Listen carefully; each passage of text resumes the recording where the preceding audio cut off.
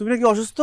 হ্যাঁ, আমার শরীর খারাপ তো, আমি বাঁচি মরি সেটা দেখার মতো চোখ তো তোমার নাই। যেই চোখ আছে সেই চোখ দিয়ে দেখতেছি যে বিয়ে বাড়ি সাজাইছো। বিয়েটা কার? ও মামার বিয়ে। যাক, ফাইনালি তুমি বিয়ে করতেছো, কংগ্রাচুলেশন। কংগ্রাচুলেশন। মামার বিয়ে কইলে হইলো? আমি নিজের পায়ে না দাঁড়ানো পর্যন্ত বিয়ে শাদিতে রাজি না। তাহলে বিয়েটা কার? তোর। আমার বিয়ে মানে? আমার বিয়ে কেন, কিভাবে, কখন? হ্যাঁ, তোমার বিয়ে আজ, এখন পাত্রী রেডি, কাজী রেডি, কাজী সাহেব লেখা শুরু করেন। শুধু 3 বার কবুল বলা বাকি।